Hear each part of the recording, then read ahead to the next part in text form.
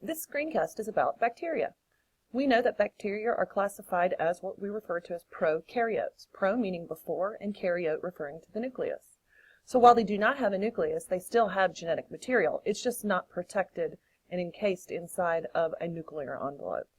We also learned recently with the kingdoms chart that there are two different categories of prokaryotes or bacteria. We know that we have the very old archaea bacteria, which I like to call the extreme team. Those would be the methanogens, the thermoacidophiles, and the extreme halophiles. We believe them to be the most ancient of all the cells on our planet, and so we consider them to truly be the roots of our tree of life. And then we have eubacteria. These are true types of bacteria that you and I encounter every day. Most are very helpful, some are harmful, and some can actually be very virulent, so you have to be very careful. I hope you remember this diagram. This diagram goes back and reminds us about how the first cells could have formed in Earth's early oceans. And so we knew that very early on the Earth that primarily there were inorganic compounds that could be found in the atmosphere coming from hydrothermal vents or being delivered by meteors. And so those inorganic compounds then began to accumulate in the very warm, rolling oceans of the early Earth and could have recombined. And remember, it was Oberth and Haldane that suggested that that could happen in a laboratory. And it wasn't until Miller and Urey were able to do that, that we were able to show how inorganic chemicals can, under certain conditions like electrical sparks and temperature, be converted into some of the small organic molecules. And then we had teams like Carnes, Smith, and Fox that were trying to show how RNA could form, or they were trying to show how plasma membranes form in an effort to try to explain where we got the very first protocells. And so we covered this quite a while back. This was last semester. But they do mention that in your book, so if you want to recap on the history of the origin of cells, because we know that Virchow stated all cells come from pre-existing cells. They also have a little blurb in there about Louis Pasteur, who was a very famous scientist in the 1800s, and about how he was also one of the ones to prove that all cells have to come from pre-existing cells. Okay, so when you look at bacteria, you're going to classify them one of two ways. Shape, and how are they arranged? Because very rarely are you ever going to see one bacterium by itself, because they reproduce so quickly in ideal conditions. And so there are three different shapes that you can choose when you're wanting to compare bacteria by shape. Round, rod or pill shaped, and then spiral shaped. If you're going to be talking about round bacteria, you're going to use the suffix cocci. If you're going to be talking about rod-shaped, you will use the suffix bacilli. And if you're talking about bacteria that are spiral-shaped, you will use the suffix spirillum. Well, if you're using a suffix, you probably need a prefix, and that's going to come to their arrangement. If the bacteria form chains, you're going to use the prefix strepto. If instead they just kind of clump together and they don't really form linear chains, you'll use staphylo. So now you can sound scientific describing the arrangement and shape of bacteria by using the proper suffix and prefix. And so here we have a cluster of round shape. So we have Staphylococci or Staphylococcus, and that just means clumps of round. Here we have chains of rod shape, so we would use that to represent Streptobacillus. Let me make sure that bacilli, we'll say Streptobacilli. So that means chains of long rod-shaped. And you would use the same prefixes also for spirillum. So here we look like we have a clump. I would call this Staphylospirillum. Okay, so when you look at the general structure of a bacteria, I'm going to highlight all of the mandatory structures in gold. And that is going to begin with a plasma membrane. All cells must have a plasma membrane. And here on this diagram, it is going to be the orange layer, not the yellow layer or the white layer, the orange layer, the innermost layer. In addition to that, we're going to need some genetic material. And the area that you find the bacteria's chromosome, it has one long circular piece of DNA. Now don't forget, sometimes you can get an unassociated piece of DNA that breaks free from the original chromosome, and that's a plasmid. And we talked about plasmids when we were making chimeras. That is an optional structure, but for sure we need the chromosome, we need the plasma membrane, and then we need the cytoplasm. Those are the mandatory. Okay, so in addition, you can have some razzle-dazzle extra features. There might be a cell wall that is on the outside of the cell membrane. That's just going to make that thing a little bit tougher to fight.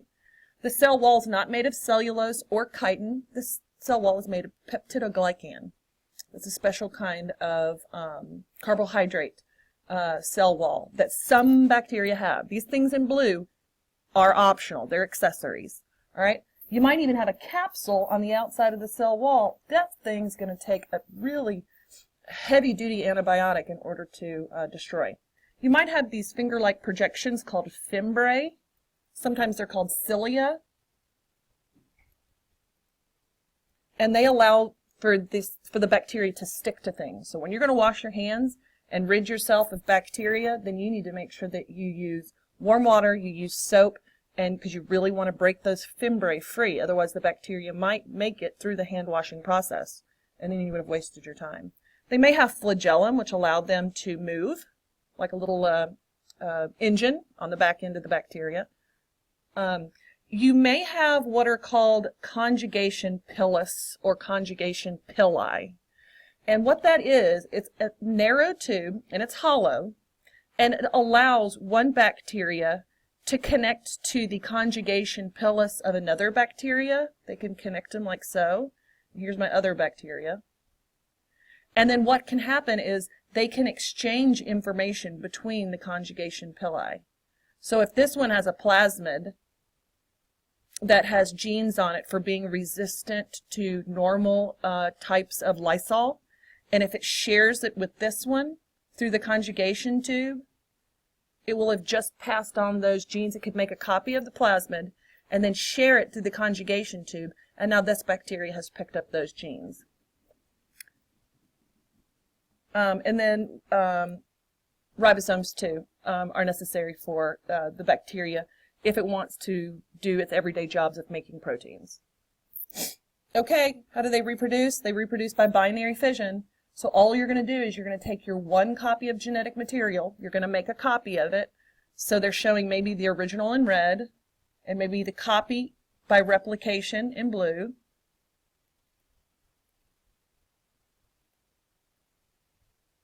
And then all you have to do is invagination and cytokinesis.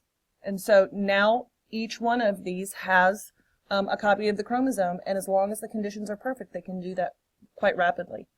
Something that wasn't in your book that I think is important is another way for testing to see what kind of bacteria you have is called gram staining. And what they'll do is they'll take a swab, maybe from the back of your throat, and they'll put it on a slide. And the first chemical they will add is something called crystal violet, and it's purple. And that is going to stain all the cells purple, all of them. Then what they'll do is they'll come with a different dropper of iodine, and they'll drop the iodine onto the cells.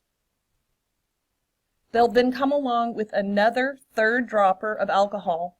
They will put the alcohol on the same slide that previously got iodine, that previously had crystal violet. And what that will do is the combination of the iodine and the alcohol will cause, quite possibly, some of the cells to lose their purple color. See how the rod bacillus were purple here but not here? If that happens, upon the fourth application, which is a pink safranin, these will then pick up the pink color. Remember, originally they were purple. Then we treated them with iodine and alcohol. That caused them to lose their color. And then with the fourth application, they picked up the pink of the safranin. That tells you if you have gram-positive or gram-negative cells. Gram-positive stay purple when they are treated with the 4 different types of gram staining. And so I always remember purple and positive. Gram-negative will be the rod-shaped bacteria that started purple, but eventually it turned pink. We call those gram-negative, and those will turn pink when you are testing for gram stain, and that will tell you what kind of an antibiotic to prescribe for the person based on their gram staining.